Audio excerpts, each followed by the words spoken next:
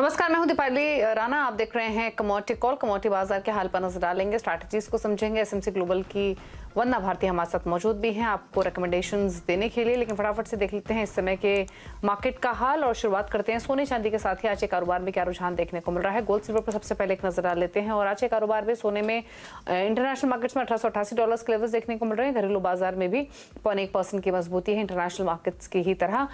Silver में भी strength हमने देखी। घरेलू बाजार में 70,000 के आसपास प्राइसेस आ चुके हैं। इंटरनेशनल मार्केट्स में $22 के ऊपर। लेकिन लेकर आते हैं कच्चा तेल, जहां पर एक स्ट्रॉन्ग रिबाउंड देखने को मिला है वापस से, और अब 7100 के आसपास घरेलू बाजार में आ चुका है। इंटरनेशनल मार्केट्स में $89 के ऊपर प्राइसेस कर रहे हैं ट्रेड। प्रॉफिट टेकिंग थोड़ी सी नेचुरल गैस में है। इसके अलावा बेस मेटल पैक थोड़ा फ्लैट ट्रेड कर रहा है कारोबार में। Zinc, lead, aluminium, copper flat ही कारोबार कर रहे हैं। एग्री कमोडिटी बास्केट में स्पाइसेस का पैक लेकर आते हैं, जिसमें जीरे में 2.25% का उछाल है।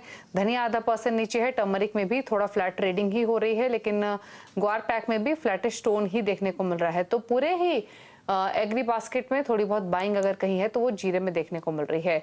ऐसे में ट्रेडिंग स्ट्रैटेजीज क्या हो सकती हैं, इस पर करते हैं बातचीत। नमस्कार, बताइए आपकी ट्रेडिंग कॉल्स। अजय दीपाली, मुझे लग रहा है कि गोल्ड में बाइंग को कंटिन्यू रखना चाहिए। 58,200 के करीब यहाँ पे बाइंग रिकमेंडेशन रहेगी। 58,400 का टारगेट होगा। स्टॉप लॉस लगाना होगा 58,100 का। एक चीज देखना होगा कि अगर वीकली क्लोजिंग यहाँ पे 58,255 से ऊपर होती है तो फिर ये रैली कंटिन्यू हो सकती है अप टू 58,600 भी, तो ये सेकंड टारगेट हो सकता है। दूसरी कॉल यहाँ पे क्रूड में रहेगी। 7115 के करीब यहाँ पे बाइंग रिकमेंडेशन है। 7200 का टारगेट है। तो स्टॉप लॉस लगाना होगा 7085 का। साथ में एग्री में मुझे लग रहा है कि कॉटन ऑयल सीड केक में एक जो बाइंग है ये कंटिन्यू रह सकती है। तो 2785 का एक लेवल है जहां पे बाइंग करनी चाहिए। 2855 का टारगेट है। तो स्टॉप लॉस यहाँ पे लगाना होगा 2750 का। ओके, एग्री कमोडिटी पैक में स्पाइसेस या फिर ग्वार पैक पर राय क्या है आपकी वंदना? मुझे ग्वार में लग रहा है कि एक करेक्शन यहाँ पे हो सकता है। तो नवंबर कॉन्ट्रैक्ट में ग्वारगा में मुझे लग रहा है कि 11,500 के करीब सेलिंग रिकमेंडेशन रहेगी। डाउनसाइड यहाँ पे लिमिटेड है क्योंकि प्रोडक्शन कम है। तो 11,200 का टारगेट होगा। स्टॉप लॉस होगा 11,650 का। दूसरी कमोडिटी आपने स्पाइसेस काउंटर का पूछा है, तो मुझे लग रहा है कि टर्मरिक के दिसंबर कॉन्ट्रैक्ट में एक रिबाउंड आ सकता है। तो 14,200 के करीब बाइंग रिकमेंडेशन रहेगी।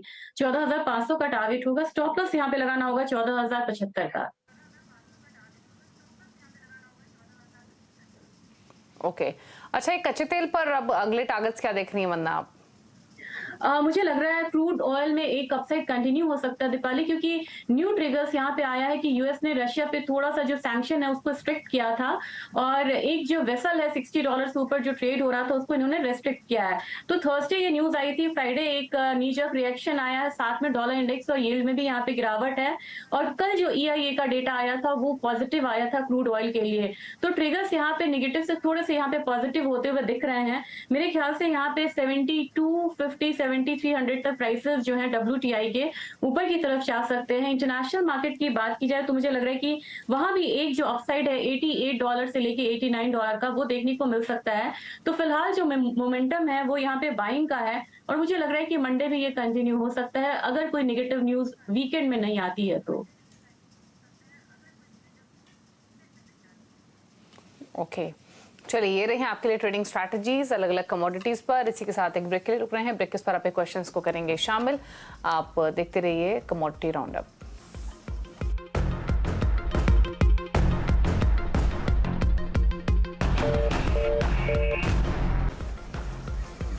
आप देख रहे हैं कमोडिटी कॉल। फटाफट से लेते हैं यहाँ पे क्वेश्चंस को। वंदना भारती हमारे साथ मौजूद हैं आपके सवालों को आंसर करने के लिए। पहले कॉलर दीपक नासिक से हमारे साथ कनेक्टेड हैं। दीपक नमस्कार, बताइए क्या सवाल है आपका?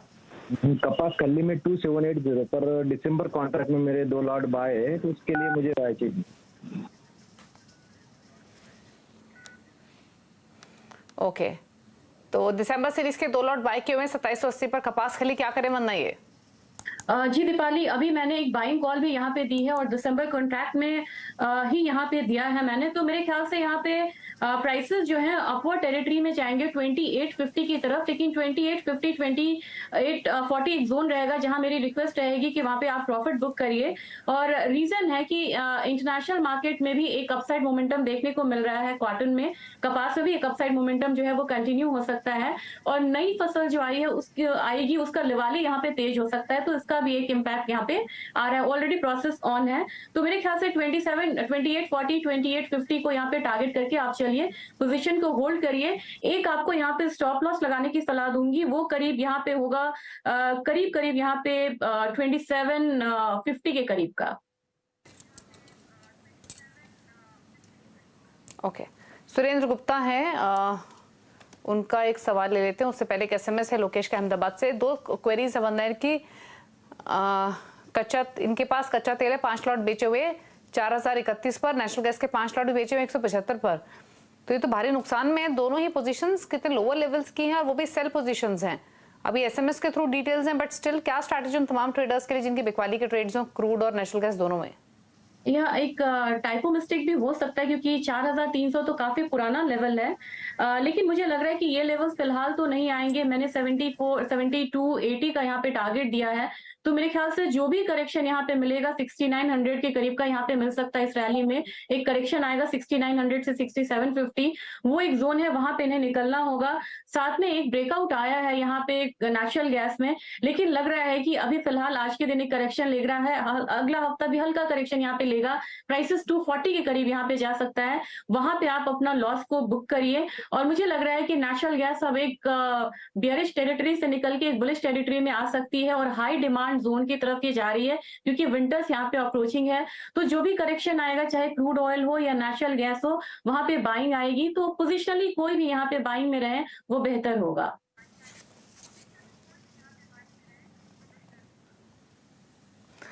चलिए एक सवाल लेते हैं मदन लाल का, हमारे साथ फोन लाइन पर हैं मदन लाल चौधरी जोधपुर से। मदन लाल जी नमस्कार, बताइए। हाँ नमस्कार मैडम। मैडम नेचुरल गैस मेरे पास है, बताइए क्या सवाल है आपका? नेचुरल गैस पे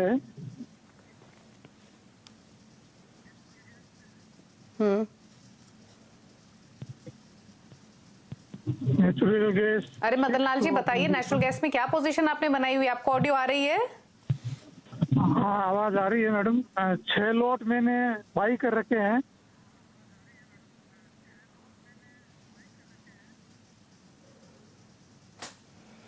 वंदना बताइए क्या सजेशन नेचुरल गैस पर? बाय ट्रेड लिया हुआ है इन्होंने, 6 लॉट खरीदे हुए हैं। अब शायद इनको ऑडियो का इशू है, थोड़ा डिले आ रही है इनकी ऑडियो, बट बाय ट्रेडर्स के लिए क्या सजेशन? जी दीपाली, ऑडियो क्लियर नहीं था, लेवल्स यहाँ पे क्लियर नहीं है, लेकिन मैं एक चीज यहाँ पे बोलना चाहूंगी कि 270 से नीचे अगर क्लोजिंग होती है तो यहाँ पे हम 248 तक के लेवल्स आता हुआ देख सकते हैं, लेकिन फिर से यहाँ पे बाइंग आएगी तो अपसाइड जो है कहीं ना कहीं मुझे 285 लग रहा है। अगर इनको यहाँ पे एवरेजिंग भी करनी है, क्योंकि ये कमोडिटी लग रहा है मुझे कि एक बार फिर से बुलिश होगा, करेक्शन के बाद फिर से बाइंग आएगी, वहां पे नीचे से भी एक लॉट बना सकते हैं। अपसाइड टारगेट यहाँ पे 285 का रहेगा, लेकिन एक यहाँ पे राय रहेगी इनके लिए कि 270 से नीचे अगर ये कमोडिटी आती है तो एक डाउनसाइड मोमेंटम बाकी रहेगा। यहाँ पे 270 को एज एल आप यहाँ पे यूज कर सकते हैं। एक और कॉलर से बातचीत करते हैं, सुरेंद्र गुप्ता हैं गुना एमपी से। सुरेंद्र जी नमस्कार, बताइए सवाल। नमस्कार मैडम, मैं सुरेंद्र गुप्ता बोल रहा हूँ गुना से। मेरे पास तो फिजिकल में चना रखा हुआ है, तो महीने भर में क्या इसका व्यू है? ठीक है, 16 टन चना है इनके पास, महीने भर का व्यू चाहिए वंदना? जी, अब रबी क्रॉप यहाँ पे आने की संभावना रहेगी, तो उसका एक इम्पैक्ट यहाँ पे सॉरी खरीफ वाला आएगा तो प्रॉब्लम रहेगी। एक यहाँ पे सप्लाई साइड जो है वो स्मूथ होगा। साथ में है कि त्योहारी सीजन जो है उसके बाद यहाँ पे हम लोग शादी का भी डिमांड यहाँ पे आता हुआ देखेंगे। साथ में सीजनलिटी के हिसाब से भी चना का डिमांड बढ़ेगा और बेसन का डिमांड यहाँ पे बढ़ता है, तो मेरे ख्याल से 5 to 6% तक का जो इजाफा है या 10% का हायर साइड हम लेके चल सकते हैं आने वाले 1 से 1.5 महीने में, यहाँ पे हम देख सकते हैं। लेकिन अपसाइड यहाँ पे कैप रहेगा, ये मैं सुरेंद्र जी से बोलना चाहूंगी, क्योंकि काफी इंपोर्ट और चना में भी हुआ है और पल्सेस में भी इनफैक्ट यहाँ पे हुआ है। और ये इलेक्शन ईयर रहेगा नेक्स्ट, तो यहाँ पे इन्फ्लेशन बहुत ज्यादा बढ़ेगा एसेंशियल कमोडिटीज में, इसकी संभावना यहाँ पे थोड़ी सी कम लग रही है।